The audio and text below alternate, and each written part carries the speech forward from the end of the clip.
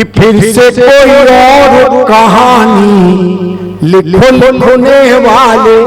राष्ट्र प्रेम की उस धारा में बहने के लिए मैं जिस कवि को आवाज देना चाहता हूं, सर सुनिए ये पंक्तियां, और मैं आवाज देता हूं आपके उस लाडले कवि को जिसने सिंगरौली की धरती से चल करके हिंदुस्तान के शहर में इस शहर के झंडे को बुलंद किया है। उसका नाम होता है लक्ष्मीकांत निर्भीक। मैं आमंत्रित करता हूं रोज की उस धारा को कविता पढ़ने के लिए।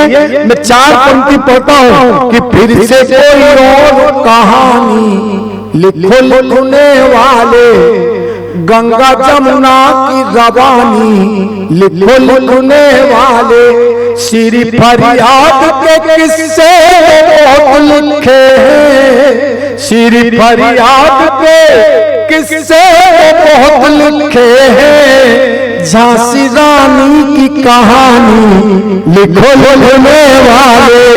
दुखती ताली बहुत कमजोर है, एक बार जोर ताली बजाए। और मैं 2 पंक्ति उनके सम्मान में पढ़ता हूं और मेरा मन है कि दोनों हाथ उठा करके ताली बजाइए कि मरते हैं सब लोग यहाँ पर, मरते हैं सब लोग यहाँ पर, अरे अमर नहीं जिंदगानी है, और देश की खातिर जो मिट जाए उसका नाम जवानी है। एक बार दोनों हाथ उठाकर ताली बजाए लक्ष्मीकांत निर्भीक। माँ भगवती को प्रणाम करता हूँ, श्रेष्ठ मंच को प्रणाम करता हूँ। आज अपने परिवार के बीच में हूँ, अपने घर के बड़े बड़े लोगों के बीच में उपस्थिति है मेरी। आदरणीय जीएम साहब को प्रणाम करता हूँ, थोड़ी देर में आएंगे। जेसीसी के सम्मानित सदस्यों को और हमारे वरिष्ठ जिनका आशीर्वाद मेरे ऊपर सदैव रहता है, आदरणीय यादव जी भाई साहब, आपको प्रणाम करता हूँ। समस्त परिवार के लोगों को प्रणाम करता हूँ। यात्रा शुरुआत करता है, मातृशक्ति की उपस्थिति है, वही से शुरुआत करता हूँ। जी स्वागत है। आपके आनंद का बेटा हूँ। आप मुझे थोड़ा अतिरिक्त प्रेम इसलिए दीजिएगा जिससे देश में और ज्यादा प्रेम मुझे मिले। क्या बात कि ऊपर जिसका अंत नहीं, ऊपर जिसका अंत नहीं उसे आत्मा कहते हैं। क्या कहने, धरती पर जिसके प्यार का अंत नहीं उसे माँ कहते हैं। वाह! धरती पर जिसके प्यार का अंत नहीं उसे माँ कहते हैं। कि राष्ट्र वंदना के गीत मुझे चहुओर बंधु क्या भाव होना चाहिए, शुरुआत होने की कोशिश करता हूँ। स्वागत है। कि राष्ट्र वंदना के गीत मुझे चहुओर बंधु, देश प्रेम वाला परिवेश होना चाहिए। जिए इस देश से तू, मरे इस देश से तू, मन में धारा विशेष होना चाहिए। कभी बलिदान है तू देश जो पुकारे हमें, माँ भारती के चरणों में पेश होना चाहिए। अनुयायी चाहे हम किसी भी धर्म पंथ के हो, दिल में हमारे सदा देश होना चाहिए। दिल में हमारे माता की, भारत माता की देश होना चाहिए। लेकिन विडंबना इस बात की है मेरे अपने लोगों, किस देश भक्तों के बीच में कुछ कैसे लोग हैं इस देश में भी दोस्त को बांटने की कोशिश करते हैं। हम भाईचारे को आपस में दूर दूर करने की कोशिश करते हैं। एक सांसद है जिसको जनता ने चुनकर दिल्ली तक पहुंचाया है, मंदिर में बैठाया है, और वो कहता है दादा मैं भारत माता की जय नहीं बोलूंगा, मेरे जुबान पे छुरी रख दो। आपका ये बच्चा, आपका ये भाई, आपका ये पुत्र उसको जवाब देना चाहता है। आप सभी सिंगरौली अपने घर के लोगों की तरफ से वर्दी सामने बैठे आपको समर्पित करता हूँ। भारत माता की जय बोलते हुए तुम्हारे वर्दीधारी सेना के जवान देश को शहीद हो जाते हैं, देश के अपना सब कुछ तन मन सब कुछ समर्पित कर देते हैं, जान समर्पित कर देते हैं। तब मैंने कहा कि रात कठिन हो मगर भले ही चलना पड़ेगा, हवाएं चले चाहे जिधर भी, दीपक हो जलना पड़ेगा। अरे वैसे कान खोलकर सुन ले तू क्या तेरे अब्बा को भारत माता की जय बोलना पड़ेगा। गीत ऐसा गाए मैं सुरता लय हो, सूरज के किरणों से चहुओर दिश भगवा मैं हो, सूरज के किरणों से चहुओर दिश भगवा मैं हो। राम के जैसा त्याग, राधा कृष्ण सा प्रेम हो, आओ हम सब मिलकर बोले भारत माता की जय हो। कभी 16 तो कभी अंगार, कभी 16 कभी अंगार, कभी 16 कभी अंगार हूं मैं। सीमा पर डटे वीर सपूतों के हुंकार हूं मैं, और वतन की खातिर जा कुर्बान करने को हरदम तैयार हूं मैं। फख्र है मुझे भारत माता की जय जयकार हूं मैं।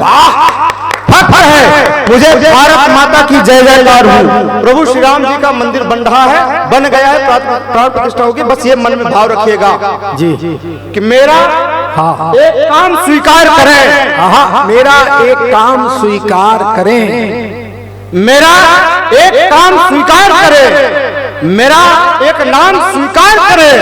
आप रघुनंदन के वंशज हैं, मैं भी हूँ, मेरा जय श्री राम स्वीकार करें। आप रघुनंदन के वंशज हैं, जय श्री राम, जय जय श्री राम, जय जय हो। इसीलिए तो आप छा गए हैं, सबके मन को भा गए हैं। अब डरना नहीं है हमें किसी से, पारे प्रभु श्री राम अयोध्या आ गए हैं। रुका हुआ सब काम अब धीरे धीरे होगा, पापियों का अंत अब धीरे धीरे होगा। और जिसको लिखना है प्यार मोहब्बत लिखे, मेरी कविता का अक्षर अक्षर से राम होगा। वाह वाह वाह, राम होगा। हमें डॉक्टर अनिल चौबे जी तक पहुंचता है। एक अपनी प्रतिनिधि कविता आप सबके समक्ष रखना चाहता हूं, आशीर्वाद चाहता हूं। लोगों ने खूब प्रभु श्री राम जी पर प्रश्न चिन्ह उठाए। जी जी जी, कौन है प्रभु श्री राम जी? जी, अभी मंदिर बन रहा है, प्राण प्रतिष्ठा हो गई, सब कुछ हो गया। अब लोगों ने अपना श्रेय लेना चालू किया, ये इसकी जीत है, ये उसकी जीत है। ये जीत वाकई में किसकी है, ये बात मैं आप सबके सामने रख देना चाहता हूँ। स्वागत। ये जीत हमारे गौरवगान का है। ये गीत प्रयाग दादा उपस्थिति, आपको प्रणाम करता हूँ दादा जी।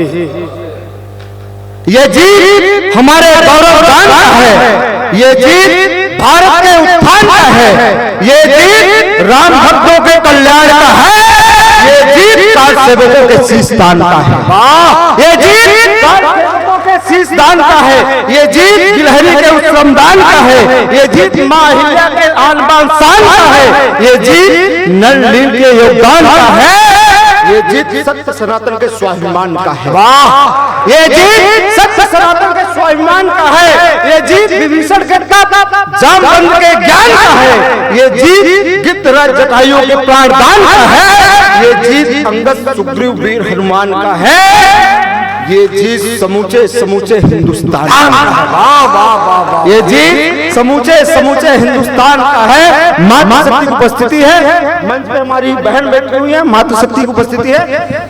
आजकल जब भी हम सुबह उठते हैं, अखबार पढ़ते हैं, और उसमें अखबार के सबसे फ्रंट पेज पे किसी न किसी माता बहन के साथ कुछ गलत होता है, वो लिखा रहता है, बड़ा दर्द होता है। मैं कहना चाहता हूँ, हम सभी अच्छे वर्ग के लोग हैं, जागृत समाज के लोग हैं, हम सबका जिम्मेदारी क्या बनता है बताना चाहता हूँ। मातृशक्ति होती क्या, बेटियां होती क्या। दूर जाने पर जो पास का एहसास दिलाए उसे कहते हैं बिटिया। बिटिया क्या होती? दूर जाने पर जो पास का एहसास दिलाए उसे कहते हैं बिटिया।